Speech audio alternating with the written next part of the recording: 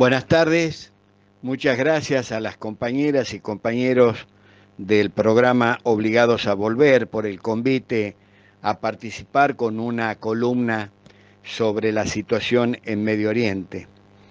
Evidentemente, en las últimas horas, en los últimos días, la vedette de las noticias, no solamente en los medios hegemónicos de comunicación, sino también en los medios populares, la noticia que ha ocupado la primer plana de diarios, de radios, de televisión y también de las redes sociales ha sido Afganistán, por dos o tres temas muy puntuales.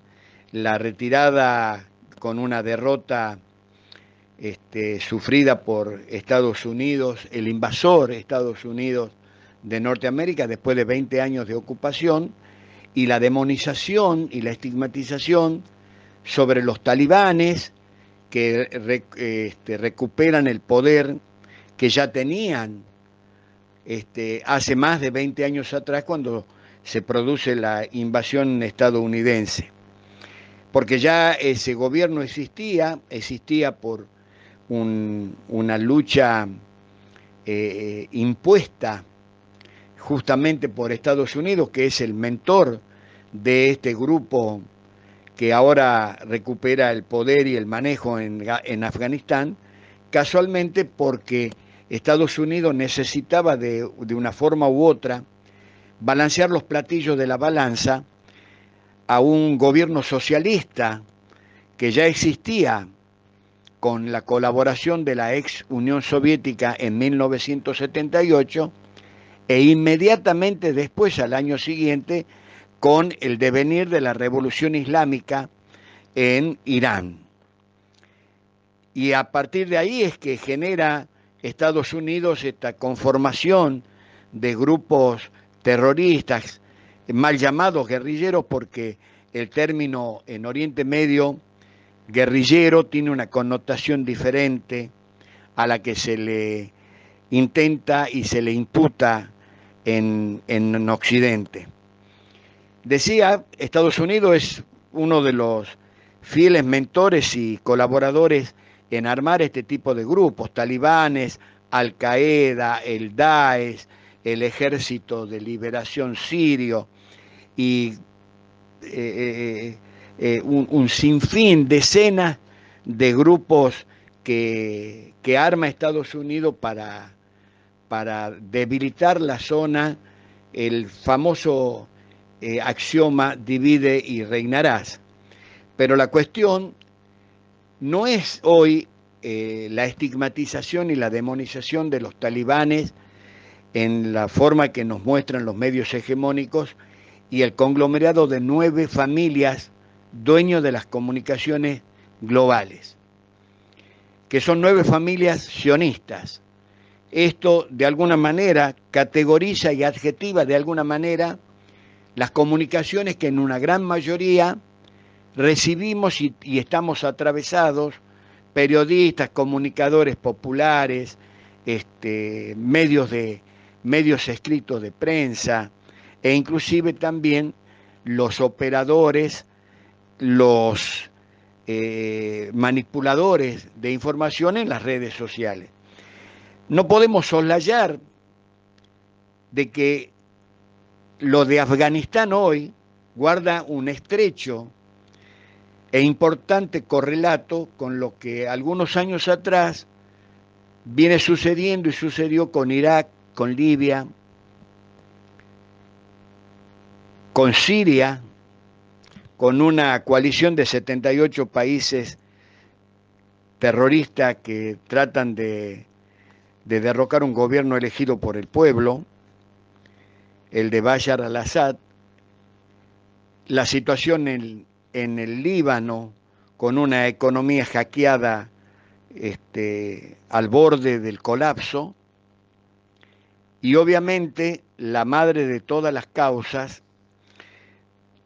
que es el principal hilo conductor de la política exterior de Estados Unidos, que es la injusticia que a partir de una sugerencia, de una recomendación de lo que era el Club de las Naciones, en ese entonces, hoy se lo conoce como Naciones Unidas, que fue la partición de Palestina, del territorio de la Palestina histórica, a su pueblo originario sin consultarle, para dividir casi en un 50% para cada pueblo, otorgándole a los europeos que escapaban de la Europa nazi la posibilidad de habitar una tierra partida y repartida, como acá han sugerido algunos compatriotas de nuestra Patagonia y de nuestras Malvinas, con el mismo criterio y con el mismo espíritu. Y esto tiene correlato hasta el día de hoy, porque hoy podemos hablar de la situación actual en Palestina, cuando la dirigencia israelí por un lado y una dirigencia palestina totalmente acotada a lo que son los territorios ocupados palestinos, esto es Cisjordania, porque los palestinos que quedaron dentro de las fronteras del 48, esto es los territorios que se conocen como el enclave colonial israelí, no reciben la administración de la ANP, que es el gobierno administrativo de los palestinos de Cisjordania, y mucho menos los palestinos de la sitiada y bloqueada Franja de Gaza, que después que se retiró el ejército de ocupación en el año 2005, meses después, mediante elecciones democráticas, con un altísimo porcentaje, el partido Hamas, que es un partido de raíz islámica, ganó las elecciones con un 78% del padrón electoral.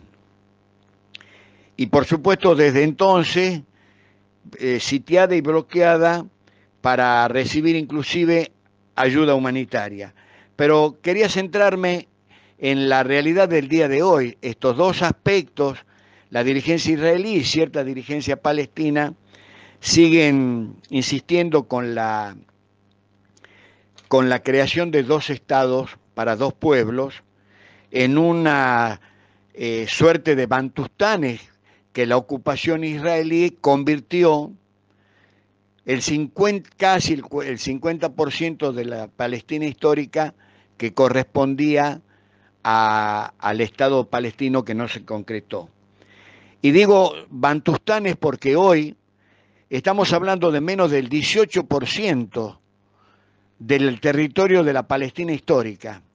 Hablo solamente de Cisjordania, donde los palestinos, en sus propias ciudades, en sus propias aldeas, en sus propios pueblos, están rodeados por 530.000 colonos ilegales, en una suerte de barrios tipo los barrios cerrados, los country que tenemos acá en la Argentina, de colonos ilegales que proceden de Buenos Aires, de San Pablo, de Lima, de Europa, de Estados Unidos, que tienen más derechos que el pueblo originario de Palestina. Estos acuerdos de Oslo, que el 18 de septiembre cumplieron 28 años, quedaron detenidos en el tiempo y evidentemente no dieron resultado, porque el espíritu que los había generado supuestamente era en los términos de estados-nación, era la convivencia de dos pueblos en dos países, y todo iba a apuntar a la creación definitiva del Estado palestino. No se logró, 28 años, es más, se agravó la situación del pueblo palestino, porque en estos 28 años terminó de perder de facto gran parte de los casi 46,8% del territorio que por la resolución, la recomendación de Naciones Unidas del 29 de noviembre de 1947 le correspondía. Hoy es inviable, porque hay un muro del apartheid que tiene 786 kilómetros de lineales, con una altura en algunos lugares de hasta 9 metros, que serpentea en medio de ciudades, pueblos, aldeas, e incluso en 2 o 3 ciudades por el medio del patio de una escuela. Y eso imposibilita el desarrollo de la sociedad civil palestina.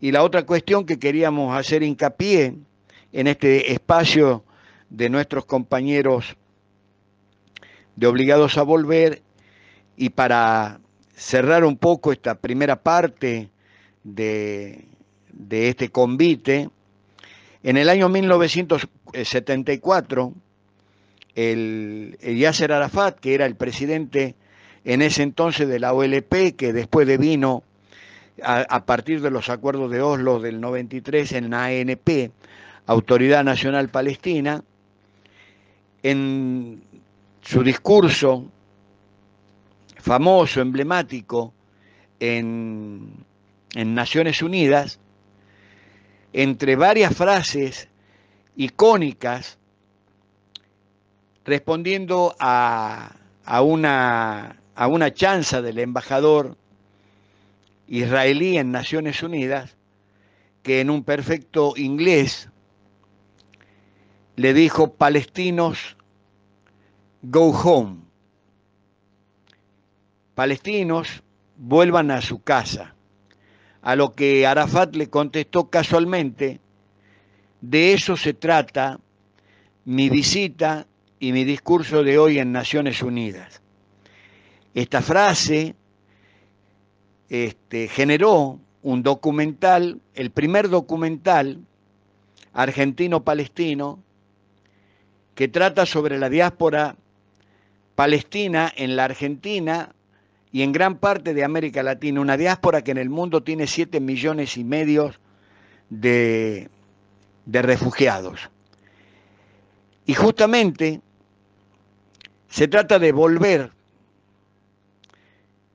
Y este programa, que generosamente me invitó, se llama Obligados a Volver. Y es el axioma, el lema, el espíritu y la resistencia de un pueblo que no pierde la memoria, porque está obligado a volver. Gracias, compañeras y compañeros. Hasta otro momento. Abrazo grande.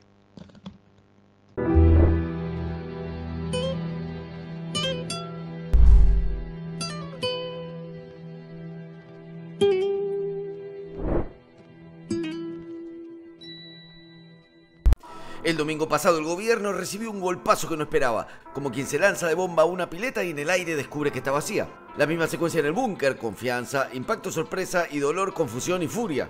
Mientras el presidente se hacía cargo de la derrota, desde el mismo escenario susurraban detrás: cambio, cambio, cual arbolitos de calle Florida. Ya casi no hay, ahora se usa más la cibercueva delivery. Los mató el emprendedurismo. Cristina salió del búnker con la promesa de cambios en el gabinete, pero Alberto no la llamó durante 2 días. Ella le revisaba las stories y él se mostraba en actos con sus amiguites como si nada pasara. Finalmente Cristina lo llama el martes a la noche y le dijo: quiero que cambie ya. Él dice: aguantame a noviembre, que antes queda mal. Dicen que ella habría dicho: vos querés terminar como Alfonsín, y él dijo sí, y el hijo de Alfonsín dijo: mi papá haría lo mismo. Todo muy confuso, no hubo acuerdo. Alberto, enfurecido, llama a su vocero, el ignoto Juan Pablo Biondi, y él hace correr en los medios que la Cristina quería sacarle la tenencia de Guzmán y Cafiero. Así que al día siguiente Cristina llama a Guzmán y le dice: no es con vos. Cafiero se queda esperando junto al teléfono.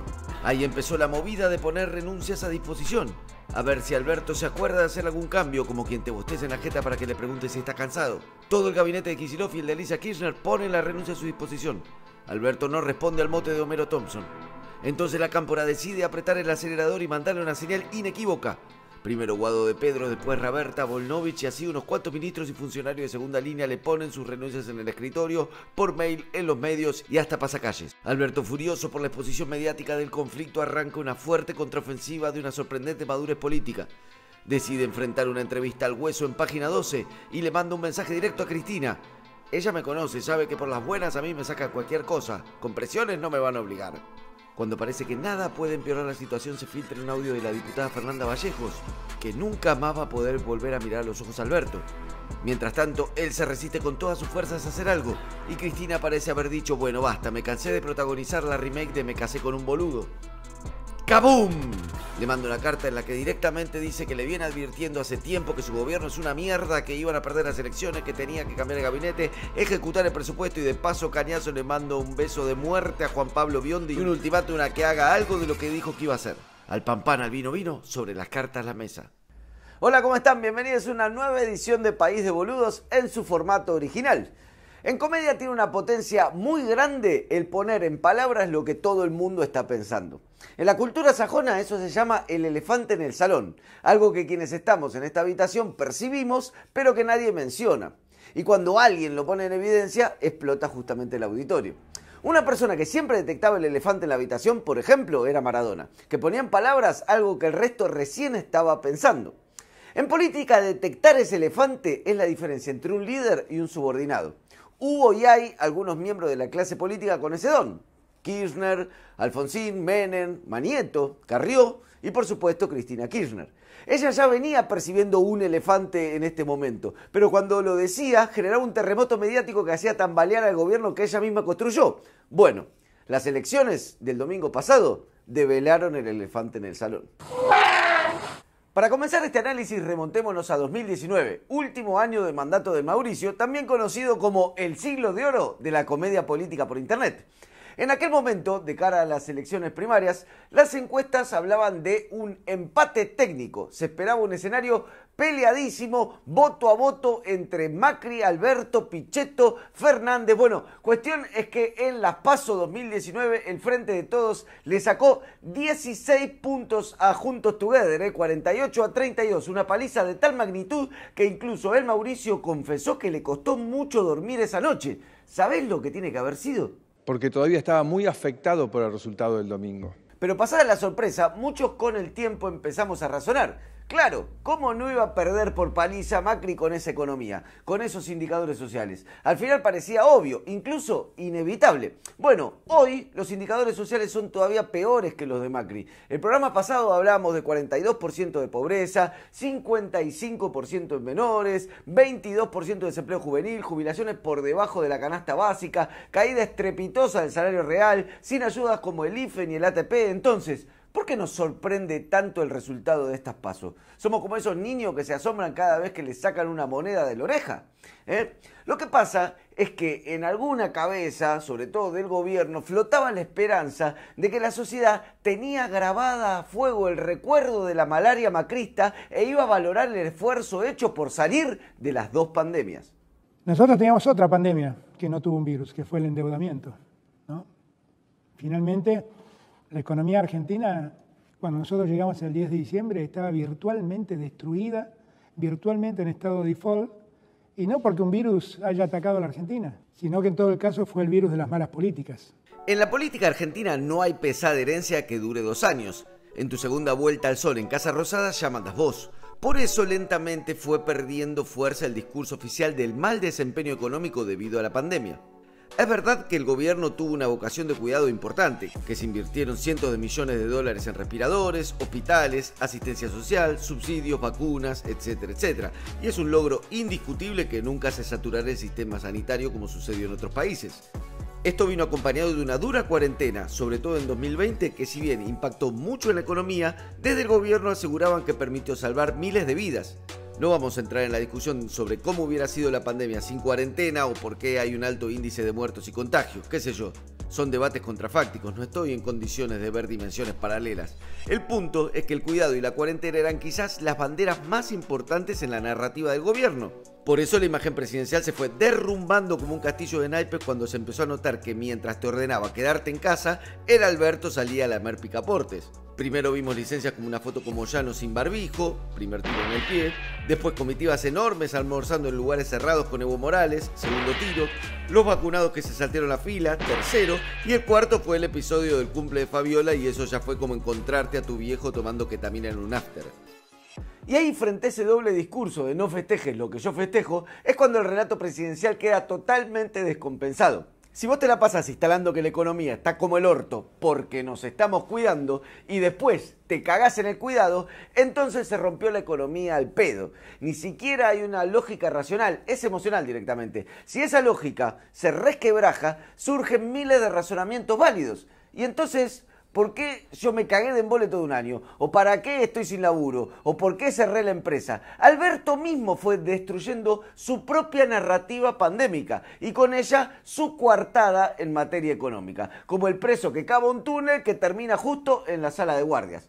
Por eso, el Frente de Todos se pasó las últimas semanas insistiendo con que hay dos modelos distintos de país, porque si la economía está mal y el presidente hace pavadas, entonces comienza a ser difusa la diferencia con el Mauricio. Porque en Sudamérica todos somos descendientes de europeos. Pero nosotros los argentinos llegamos de los barcos.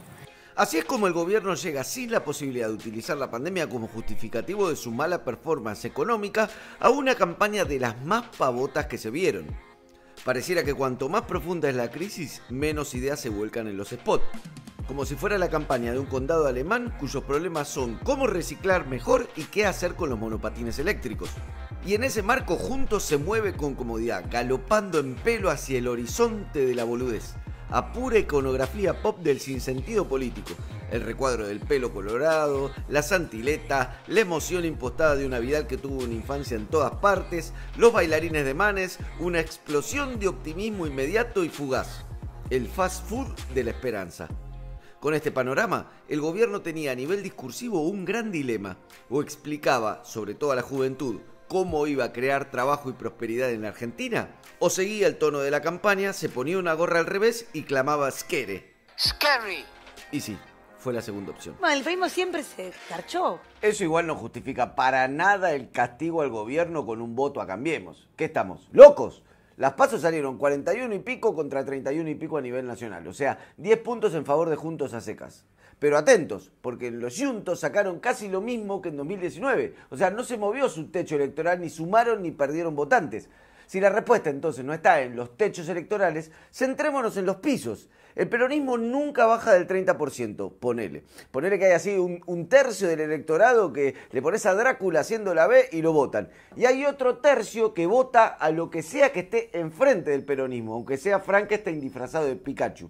Como esas dos fuerzas antagónicas de tercios están empatadas, la elección siempre termina por definirla el tercio restante. Llamémoslo el tercer tercio. Entonces, mientras Cambiemos Juntos sacó lo mismo que en 2019, el peronismo en 2 años pasó del 48 al 31%, o sea, 17 puntos electorales perdió. Y esos votos se fueron para todos lados, a peronistas disidentes, a la izquierda y también a la derecha. Que es raro, es un progre de derecha. Yo dije, ¿cómo es un progre de derecha? Bueno, es progre porque quiere el aborto, quiere poder fumar marihuana, los derechos humanos. Ahora, eso sí, los piqueteros sácamelos de la calle. Y con los delincuentes mano dura. El gran ganador de las elecciones fue el Horacio, al que le salió todo bien. Supo correr al Mauricio y a la Pato de la jefatura de su agrupación sin perder un voto. Hizo una audaz apuesta cruzada de General Paz, mandó al Colo Santilli a provincia, a la María Eugenia a la ciudad de Buenos Aires y ganó en los 2 distritos. Se mantuvo presidente en Córdoba y no quedó mal, no fue ni Luis Juez ni parte. Y después de tirarle piedra durante 2 meses, Santilli se sacó una foto en el búnker con Manes. El radicalismo revivió, aunque un toque zombie a base de neurología, ganó las provincias esperadas, buena elección de Facundo Manes, mala de Negri en Córdoba, resucitaron pero hasta ahí. Y el Horacio los mantuvo en la coalición, el mejor de los escenarios para el hombre que no le esquiva la polera al TikTok y a la privatización de espacios públicos, porque este Horacio te privatiza una plaza al trote. Otro porcentaje alto de ese tercer tercio fue para la izquierda, tercera fuerza a nivel nacional con el 7,5%, superando el 1.000.000 de votos. Hicieron una gran elección, especialmente en el noroeste y la Patagonia, con una increíble victoria en Jujuy de Alejandro Vilca, que sacó el 23% de los votos, y una buena elección de Miriam Bregman en Cava, porque como todo el mundo sabe, la rusa tiene rock. La dificultad para el FITU va a ser retener el voto kirchnerista desencantado que reciben las PASO, pero que hay que ver si se anima a votarlo en noviembre. Es la maldición del voto progre, que la juega de amante zurdo en las legislativas pero vuelve a ponerse el anillo del peronismo en las generales. Es que las PASO son unas elecciones más libres, más fantasía, como una gran fiesta de disfraces en la que podés probarte cualquier traje. El punto fuerte de la izquierda es que cumplió con su objetivo de consolidarse como tercera fuerza a nivel nacional. Y aunque es verdad que no había un Labaña para ocupar ese puesto que lleva su nombre, también es cierto que el Frente de Izquierda tiene presencia, estructura y militancia en todas las provincias. Algo muy distinto al fenómeno liberal, que fue cuarta fuerza a nivel nacional con el 6,5% de los votos, pero porque le fue muy bien básicamente en la ciudad de Buenos Aires, donde Milei, a base de insultos, gritos, descalificaciones, improperios y mucha presencia en medios, capitalizó gran parte del voto bronca. Y si a eso le sumamos los votos de López Murphy, podemos decir que en un cuarto del electorado porteño más o menos pide disciplina fiscal. Igual recordemos que las ideas del liberalismo siempre están flotando ahí en la ciudad de Buenos Aires. Incluso llegaron a sacar el 22% de los votos en las elecciones de 1989 con la UCD de Álvaro Alzogaray. Claro que el candidato se veía menos vigoroso. Los libertarios representan para el macrismo un problema y una solución. El problema es que esa misma fuerza que empuja, por ejemplo, al votante del Frente de Izquierda a votar en generales al Frente de Todos, puede hacer que un macrista termine por votar a un libertario porque total, como ya le ganaron la elección al kirchnerismo, entonces se pueden dar un gustito y romper la dieta. La solución que le proponen los libertarios a Juntos por el Cambio es que los liberales constituyen una masa crítica que celebra el ajuste salvaje, por lo que unas reformas laborales o jubilatorias ortodoxas pasan desapercibidas. En fin, ese más o menos es el panorama electoral y la gran diferencia entre Cristina y Alberto es que ella entiende que ahora hay que pegar un volantazo urgente, mientras que Alberto ya se había resignado a perder tranquilo en noviembre y apostar a un milagro en los 2 años de mandato que le restan. Pero Cristina sabe que ese milagro no se va a dar, básicamente porque ve el elefante en la habitación. Es un gobierno muy choto. Cuando Cristina marca en su carta que no se ejecutó el presupuesto, no les está diciendo qué ahorrativos son, les está diciendo qué inútiles. Y el perfil que viene ahora con estos cambios es justamente lo contrario. Hombres operativos con experiencia en gestión y en ganar elecciones. Todos hombres. Justamente la llegada a la jefatura de gabinete de Juan Mansur, un hombre que impidió el aborto a una nena de 11 años violada, obligada a tener a su beba que después murió. Bueno, la llegada de Juan Mansur es terminar directamente con la narrativa feminista del gobierno.